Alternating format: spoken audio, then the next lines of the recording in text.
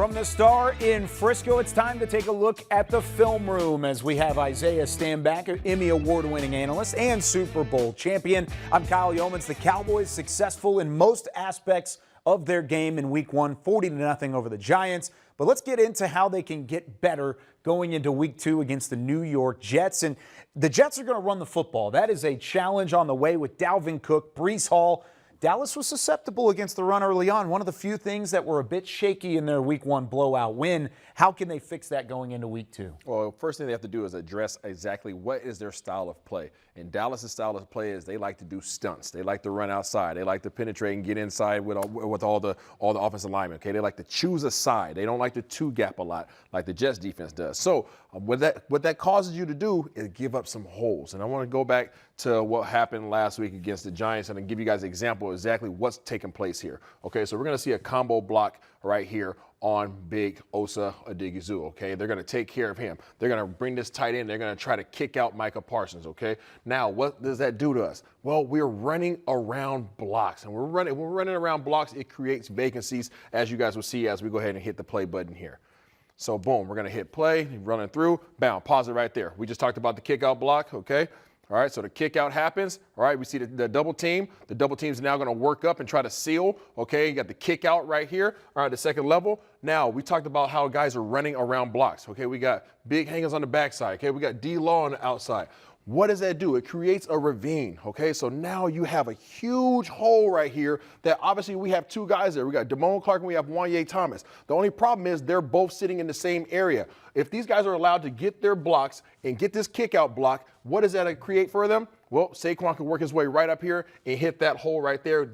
We need our guys to see the ball and hit the ball. They have to go ahead and be aggressive at the line of scrimmage. Otherwise, you're going to give away leaky yards just like we see here. Yeah, and really Saquon Barkley has great vision. They were able to see those blocks develop. But with the New York Jets, it's not only great vision with Breece Hall and with Dalvin Cook, but it's also the front for the offensive line, blocking the way and paving the way for these guys. And it's been interesting to see how the Jets have been improving going into their Week 2 matchup. Yeah, and the Jets obviously were facing the Buffalo Bills, and Buffalo Bills their front line kind of took the same approach as Dallas's does. So let's get a great opportunity to see exactly how this does not work if you choose to keep that same method against the Jets. Let's go ahead and play it through. So as you guys see, boom, playing there, coming on a nice little toss. Pause it right now. Right off the back, okay, we talked about how Dallas likes to do stunts. Look at where everybody's shoulders are at for these Buffalo Bills. Everybody's shoulders are to the sideline. That means that you have the offensive line of the Jets have you running laterally. When you run laterally, you create a lot of gaps. And when you create gaps, just like we did on the last play, you have to have somebody who wants to step up and make a play. For the Buffalo Bills, it's Milano. Okay, he shoots the gap, goes out there and makes a big hit on Dalvin Cook in the backfield. Go ahead and run it through. Bam! Big hit right there. Does a great job. But if we run it back just a little bit, run it back a little bit, pause it right there. If he does not decide to be the man to step up and make the play, okay, look at this. Block, block, block. Everybody's blocked. Backside is cut off, okay, and you create a big gap. This could have been out to shoot easily, whoop, up the sideline, but you had one man that went out there and make a play. So just like on the last play, Damone Clark, all right, Wanye Thomas, if you have the opportunity, you see that hole, you have to attack it because most of the time, these guys are coming downhill and they're going to have things blocked up. So now we've seen how the Dallas defense was susceptible. We've seen how the Bills defense did the right thing to slow down the run. What happens if it goes wrong? If it goes wrong, then it goes really wrong. It goes really wrong because these guys are coming off very aggressive. Here they are here in a 13 personnel group. Okay, we got 1, 2, 3, 4, 5, 6, 7, 8 guys. And when the New York Jets line up and they want to run the ball, they don't care. They really do not care. They're going to line up against your 4-down guys, and they're going to come off with continuity. Okay, you're going to see combo blocks right here. You're going to see combo blocks right here. They're going to work up to the next level and get a seal, and they are going to leave the lone cornerback for the running back. That's how you draw it up as an offensive coordinator. You believe that your man could beat their man and get out to the outside. Let's see it play out. Boom, pause it right there. Perfect. Okay, we see the combo blocks. Okay, they're coming off the block. They're going to work up to here. Combo blocks. They're going to work up. Seal right here. We talked about how this tight end is now going to work up and look for help on the inside. Okay, play it through. Now look how these guys just finished their blocks. Everybody's getting washed out. This entire left side of the offensive line is now washed out. Look at that. Boom, straight down, straight down. Now, all of a sudden, you have a one-on-one matchup with your running back, right, Breece Hall versus the cornerback, and then he's out to shoot, and then he has the speed to make you pay.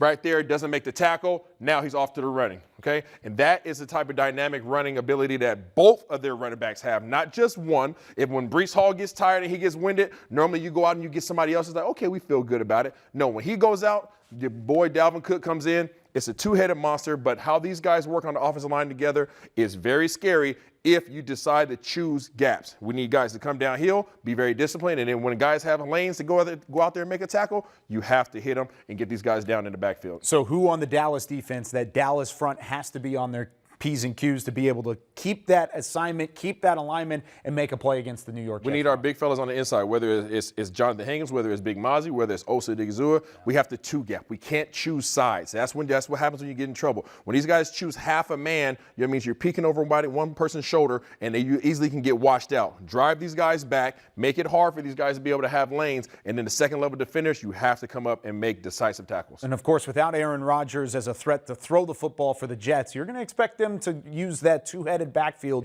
to run the ball effectively against the Dallas defense. This Dallas defense is going to have to be ready for that challenge going into Week 2. Sunday kickoff, 3:25 on CBS. You can catch Isaiah. You can catch myself with Barry Church, Nate Newton on Pregame Live. But that does it for Film Room this week. We'll be back with more as we hit the Film Room next week on DallasCowboys.com.